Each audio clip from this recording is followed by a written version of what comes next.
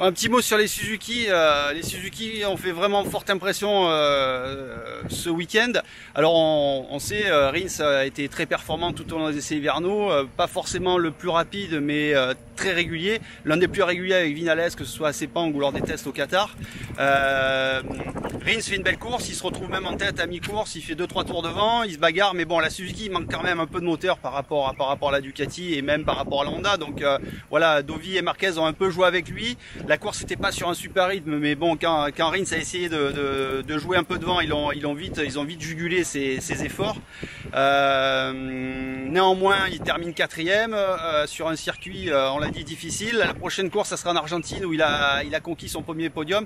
C'est un circuit rapide qui convient parfaitement aux qualités de châssis de la Suzuki. Donc, il pourrait bien aller chercher sa première victoire là-bas. Puis Joan Mir qui termine 8e, premier rookie, qui fait une super course aussi dans le groupe de tête. Voilà, donc c'est encourageant à la fois pour Mir et puis pour l'équipe Suzuki qui n'est plus très loin de son premier succès, le dernier remontant à la saison 2017 avec Vinales, c'était à Silverstone.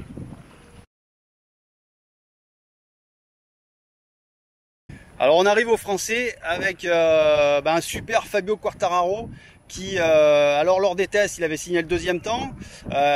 C'était bien évidemment une performance très encourageante. Encore fallait-il la transformer pour ce premier Grand Prix. Eh bien bravo Fabio, 5e temps aux essais, il est sur la 2e ligne de la grille de départ, il est super bien en pneus usés, tous les pilotes souffrent, hein, on sait que cette année Michelin avait une allocation pneumatique un peu plus tendre puisque le pneu soft de l'an dernier était devenu le pneu médium cette année, d'ailleurs c'est ce qui a causé des gros soucis à Marquez.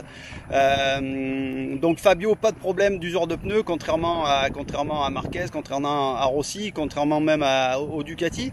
Malheureusement, Fabio il cale sur la grille au moment du départ du tour de chauffe. Alors il a du mal à s'expliquer pourquoi. Il disait qu'il n'était pas stressé. Voilà, une petite faute. Il n'a pas été le seul. Miguel Oliveira a lui aussi calé sur la grille, notre rookie. Oliveira a pu repartir et donc il est parti dernier sur la grille. Fabio, lui, il a dû partir de la voie des stands, donc il part bien après tout le monde. Quand les pilotes sur du premier virage, lui, il rentre à peine. Fabio il s'affole pas et puis il remonte, il signe même le record du tour lors de son 3e tour, record du tour de la course, et puis il arrive à revenir en 16e position, il est sur les talons de Zarco, on pense qu'il va pouvoir marquer ses premiers points, mais voilà, comme il a cravaché pour refaire son retard dans les 5 premiers tours, il a tapé dans ses pneus plus que ce qu'il aurait fallu le faire, plus que ce qu'il aurait fait s'il était parti dans le groupe de tête comme il a envisagé.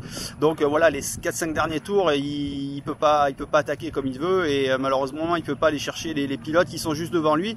Il termine à 15 secondes et 9 dixièmes du vainqueur. Compte tenu de l'handicap du départ, c'est un super résultat, et en tout cas ça laisse entendre qu'il va falloir le suivre pour la suite. Bon, en revanche, ça a été beaucoup plus difficile pour Zarco. 2 chutes aux essais, voilà, des difficultés depuis. De toute façon, depuis qu'il est au Qatar avec la KTM, il a beaucoup de mal.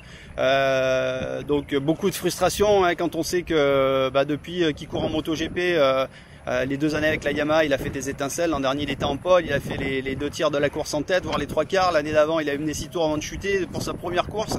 Là, il a subi. Il a une moto qui est difficile à piloter, qui a du mal à tourner. Il a du mal à faire chauffer ses pneus. Voilà, compliqué. Donc après les 2 chutes, perte de confiance, et il n'était pas tombé depuis le mois de novembre. Donc voilà, là, il a un petit coup au moral. Surtout à cause de ça, même s'il le dit pas, les performances de Fabio sur la YAM, forcément ça le perturbe un peu. Bon, il n'a pas renoncé en course, il s'est battu, il fait une course honorable, il arrive à arracher le point de la 15e place, il était même 14e et Lorenzo l'a passé sur la fin. Voilà, il dit c'est un point symbolique, voilà, mais la route est longue et il va falloir que Johan soit très patient, parce que de toute évidence la KTM est encore loin du compte.